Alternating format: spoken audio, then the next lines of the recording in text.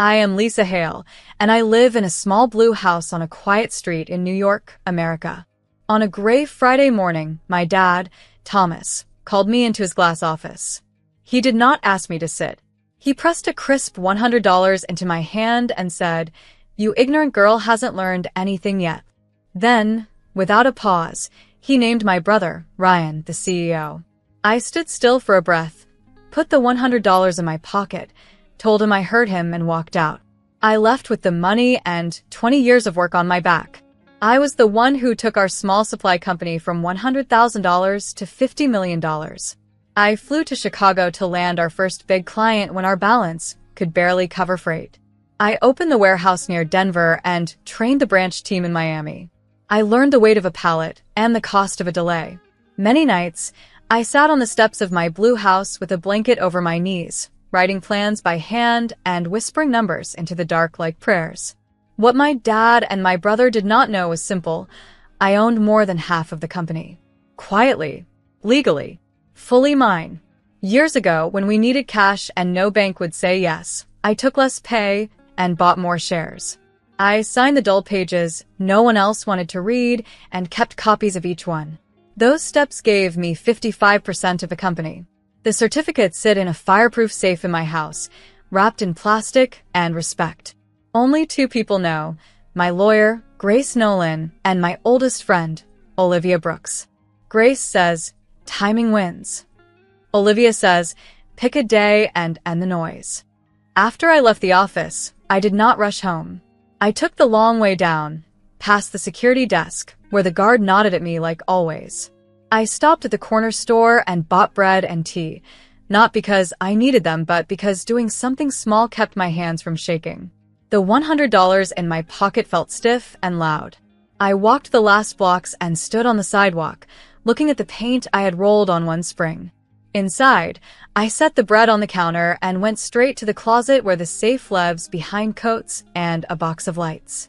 I turned the dial, pulled out the folder with my name on the tab, and laid the papers on the kitchen table. The kettle clicked and sighed while I read what I already knew. I read slowly. Each signature was a step I had taken when no one was watching. A first invoice to a small shop in Chicago made me smile. I thought of Denver in winter, counting inventory with frozen hands, and the launch team in Miami cheering when the first truck rolled out on time. I thought of my dad on a Sunday, years ago, walking me through the factory and saying, "Look how clean that work is, Lisa." I wanted to keep everything clean. The numbers, the deals, the trust. Somewhere along the way, he traded clean for quick, and he taught my brother to like the shine more than the work. That hurt, and I let it teach me, too. I will not pretend I was brave all the time. That night I cried, the quiet kind that clears the head. Then I made tea and called Olivia. She listened without filling the spaces. "You knew this could come," she said. "You also know what to do?" I called Grace next. Her voice was steady.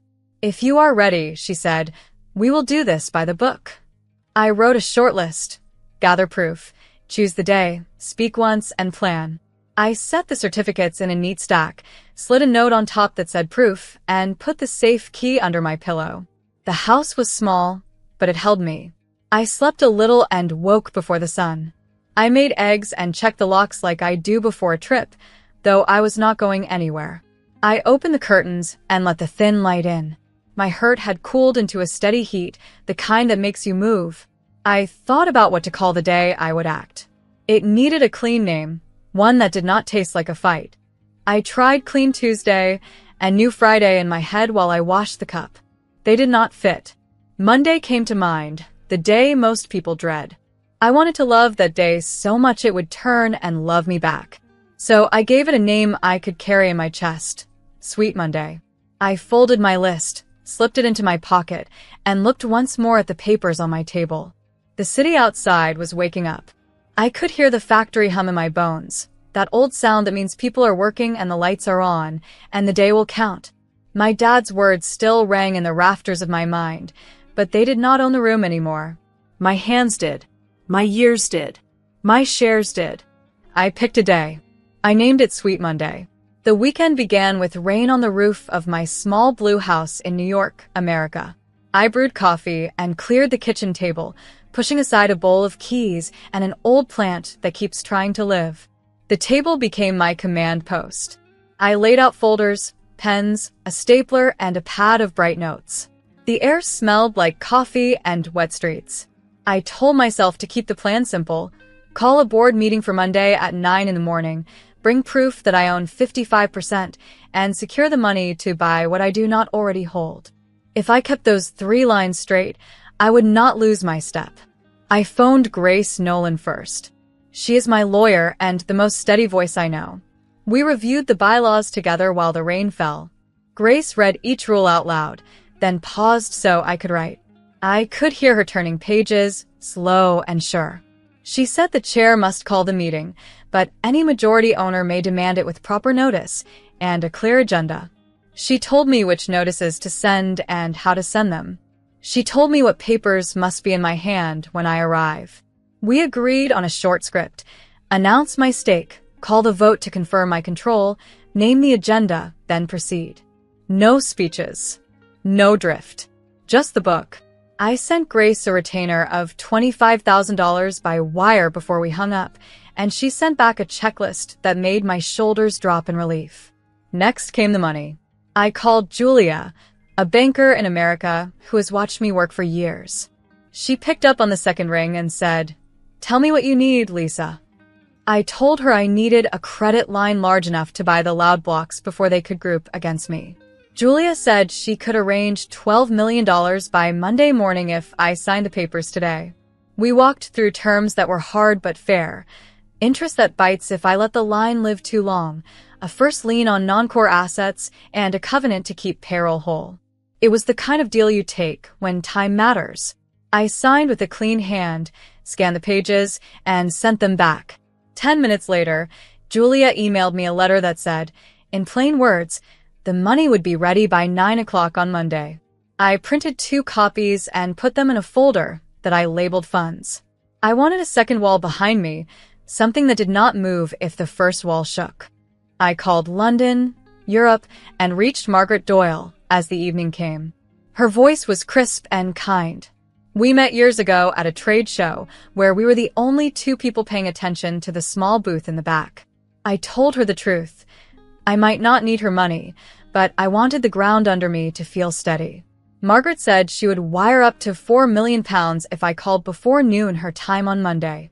No strings, she said, only a small fee and a promise that you will not forget to sleep. I smiled at the table. We both laughed at that, then ended the call with a simple, "We're good."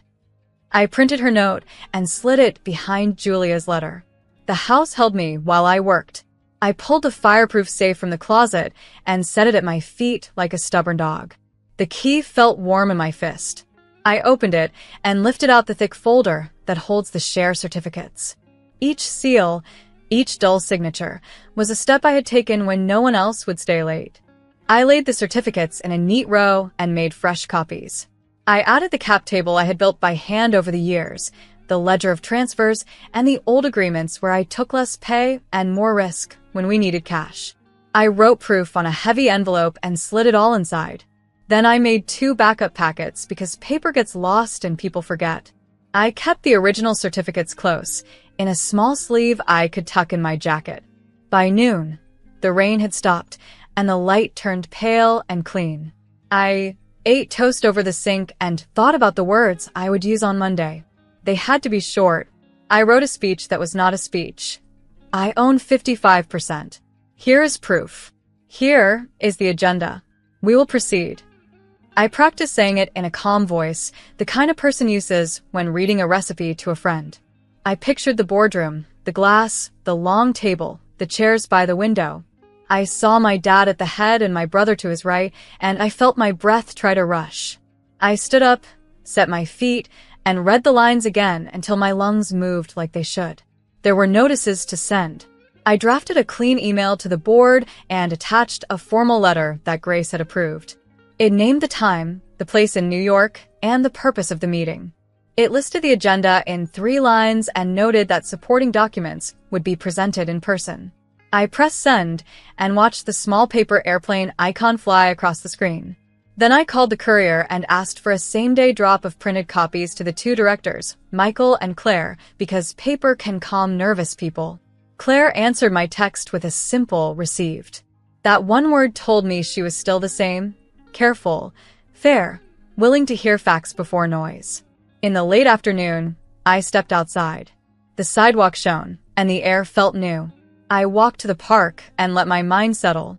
Children ran in bright jackets, a dog chased a stick, and an old couple shared a bench like it was a boat.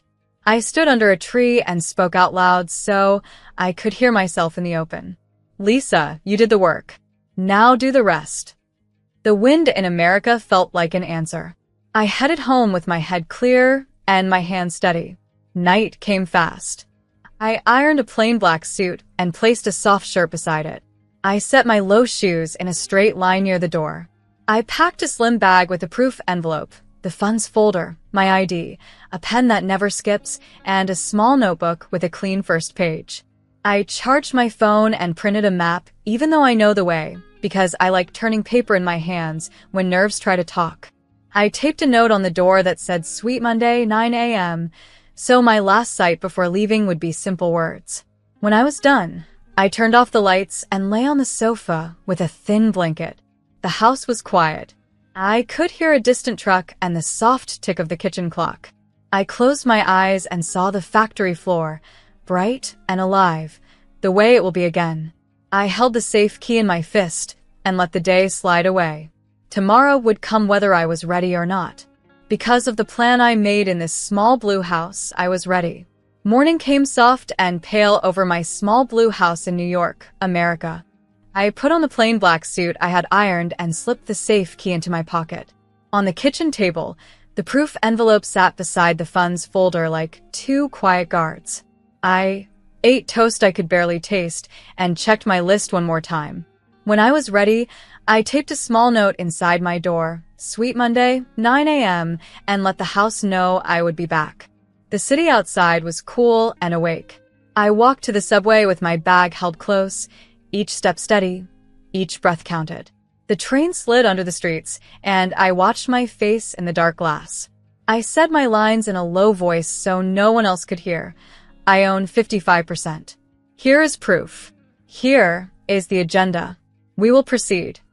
At Midtown, I rose with the crowd and moved through the station toward the elevator that takes you up into the light.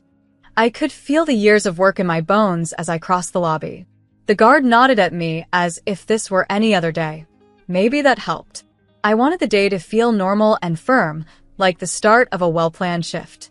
The boardroom was a long, bright box with a view of New York laid out like a promise. The table shone like a mirror. My dad, Thomas, sat at the head as if the chair were part of him. Ryan, my brother, took the place to his right, shoulders set hard. Michael and Claire sat near the window with folders in front of them. Grace, my lawyer, stood at my side, calm as stone. For one quiet second, I let myself look at the city and think of Chicago, Denver, and Miami and all the people working because of the choices I made. Then I pulled out a chair, set my bag down, and opened the meeting. "Notice has been given," I said, voice even. "We are here to confirm control, set the agenda, and proceed with actions needed to protect this company." Dad started to speak, but I lifted a hand, the same way you steady the floor without a stomp. I opened the proof envelope and placed my share certificate on the table. The raised seal caught the light. Grace read the numbers in a clear voice. "Ms. Lisa Hale owns 55%. The room went still. Pens stopped moving. Even the air seemed to pause, like it was waiting to see who we were. Dad stared at the paper as if it could change if he glared hard enough. Ryan looked at the door the way a runner looks at a lane that is suddenly gone. Michael leaned forward, reading the seal and the signatures. Claire asked for the cap table and the ledger, and I handed them across. She turned each page slowly, tracing dates with one neat finger. "It is correct," she said, and then looked at me in a way that felt like respect and relief. Grace placed the bylaws beside the proof and tapped the clause that mattered. "Timing wins," she had told me. Today, timing has hands and eyes. I called the vote to confirm me as chair. Claire seconded. Michael said, "Yes." Grace noted the result. I felt the click inside, like a gear falling into its true path. Agenda, I said.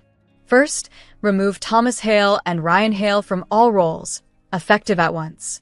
Second, stabilize voting blocks that may cause harm. Third, protect payroll and operations in every city, starting in New York. The words were flat and clean. This was not a fight. This was a shift change. This was a woman reading a recipe she had written herself. Dad said my name then, soft and sharp at once, and asked me to wait. He called me daughter, in a way that tried to turn time back. Ryan added a fast run of words about family and learning together.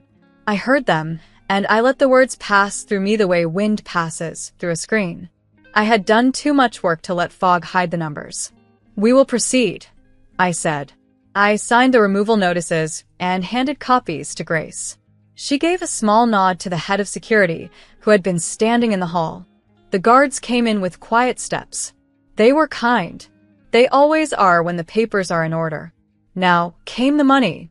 I opened the funds folder and set Julia's commitment letter on the table. We have a $12 million credit line active as of 9 o'clock, I said. I will use $8 million to purchase the loud voting blocks at a fair price today. I lifted a second page. I have tender papers ready for the last small pieces, up to $2,500,000. Then I showed the note from London, Europe. We also have £4 million on standby from Margaret Doyle. I do not expect to use it. Claire read both letters and gave another clean nod. Michael said, "That's enough runway." It was. We executed the buys by phone from the table. Julia kept her voice steady while funds moved. I watched signatures appear on my screen like doors closing in a storm. The cap table shifted in real time, lines of numbers falling into place as if the company were taking a deep breath. When the last confirmation email arrived, Grace printed it and slipped it into a blue folder marked done. I stood. My hands were steady. My voice felt like it had walls. Effective today, I am chair and CEO, I said. Operations continue without pause. We will meet every team this week. We will start in New York and call Chicago, Denver, and Miami before noon. Security stood ready. I turned to my dad and my brother. You are removed from all roles, I said, the way a person closes a gate with care, so it does not slam. Dad started to apologize, then tried to bargain with old stories. Ryan said he was sorry in a way that still asked for the seat back. I did not let those words bend the room. I choose the company, I said, and I choose the people who built it with me. I choose myself. They left with the guards. The door closed, and the glass trembled for a heartbeat, then steadied. For a long moment, no one spoke. The city shone beyond the windows. I looked at the table that had once reflected other faces and now held proof of what I had done. I thanked Michael and Claire for their votes and asked Claire to serve as COO on an interim basis. She agreed with a firm handshake. I asked Michael to keep the audit tight for the next quarter. He said he would start today. Grace gathered the papers with the same care she brings to every line. I sent a note to our teams. We build with care. We win with fairness. See you at 4. The words were plain on purpose. People do not need fireworks. They need a floor that holds. When the room finally emptied, I stood by the window and let the city fill my eyes. I thought of my house, my kitchen table, and the note that would be waiting on the door. I thought of the first crate we shipped to Chicago and the winter we fought through in Denver and the happy shout from the team in Miami when the first truck rolled on time. I pressed my palm to the cool glass and felt a quiet joy rise, simple and true. I had taken a hard Monday and made it sweet. I picked up my bag, thanked the staff by name as I passed, and stepped back into New York, ready for the work that comes after the win. That night, I went back to my small blue house in New York, America. I kicked off my low shoes, made tomato soup, and sat on the floor with my back to the sofa. The room was quiet, the way a church is quiet after people leave. I looked at my hands and let the day settle. I was not the girl with $100 anymore. I was the woman who had built the company and then bought it back. I felt tired, but the tiredness felt clean. I washed the bowl, turned out the kitchen light, and stood a long time at the window, watching the street lamp glow like a steady friend. Morning brought work. I brewed coffee, opened the notebook, and wrote what we would change first. We would raise the floor wages by $3 an hour across every site. I called our finance lead, Arthur Bell, and asked for a fast model. He said we could cover it with current cash and a small trim to travel. I told him to make it live by Friday. I set aside $500,000 for a hardship fund, so a broken car or a sudden bill would not wreck a family. Numbers are not feelings, but they can care for people if you point them in the right direction. By noon, I walked through the lobby with Claire, who had agreed to serve as COO beyond the interim title. The space was glossy and empty of memory, like a hotel. I asked facilities to pull the old photos from storage and clean the frames. We hung the picture of the first crate we shipped to Chicago. We hung the winter ribbon cut in Denver when everyone's breath showed in the air. We hung the Miami team in their bright shirts, laughing with their arms up like winners. The lobby began to look like us again. Work and grit and joy. Visitors would see who we were before they saw what we sold. That afternoon, I called an all-hands in the New York warehouse and opened a live stream for Chicago, Denver, and Miami. I kept the message plain. We build with care. We win with fairness, I said. Today, that is not a slogan. It is a plan. Wages go up by $3 an hour. The hardship fund starts now. We will publish the plan for safety and hours. If the floor does not feel safe, the line stops. No one will be punished for stopping a line that needs a fix. People clapped, but the sound that mattered most was the small, low talk that says, "Maybe this is real." People changes came next. I asked Olivia Brooks to be head of people because she knows how to listen and still tell the truth. She said yes, then cried for a minute and laughed at herself for crying. I asked Michael to chair the audit for the next year, tight as a drum. Grace stayed on as outside counsel. We posted a one-page code in every break room: clear hours, clean books, no fear. I set a weekly open door, 2 hours every Thursday, and kept it. People came with small ideas that made big dents: better lighting at a dock, a new order of gloves, a simpler form for repairs. We fixed what they pointed at. Trust did not jump, it walked. Money work continued in the background like a metronome. With sales steady, we paid down $3 million of the credit line in 6 weeks and locked the rest at a lower rate. I sent a formal thank you to London, Europe, telling Margaret Doyle that her £4 million standby let me sleep on sweet Monday night. I did not need it, but the promise mattered. We set a profit share that pays out each quarter when we beat a clear, simple target. 5% of operating profit goes to the people who do the work, in dollars they can count and use. A bonus is not a gift. It is a share of the win. On the floor, we made changes that felt like fresh air. We swapped the old strip lights for bright LEDs, so the aisles looked like day. We put new mats down where people stand the longest. We set a small team to map bottlenecks, and we retired 2 machines that shook more than they worked. We added paid training hours so new hires could learn without rushing. We bought a second forklift for the West Bay in New York and sent one down to Miami. It is hard to explain how much morale lives in a working forklift until you have tried to move a half-ton pallet with one that coughs. At night, I still went home to the small blue house. I kept it on purpose. A big place would echo in a way that makes my thoughts too loud. On Sunday nights, I sit on the front steps with a pen and a short list. I look up at the dark and whisper thanks to America for the second chance. I think of Europe too, because a kind promise crossed the ocean when I needed to feel steady. A neighbor named Rosa sometimes waves from across the street and asks how the company is doing. I tell her the truth in small words. Better each week. We are learning to be fair and fast at the same time. Family did not get simpler. My dad sent a few careful emails, each one softer than the last, then one final note that said he hoped I was well. My brother texted, first angry, then sorry, then quiet. I chose not to reply. Boundaries are also work. I boxed up the old photos from their offices and sent them to a storage unit with a clear receipt. People say forgiveness is a door you open for yourself.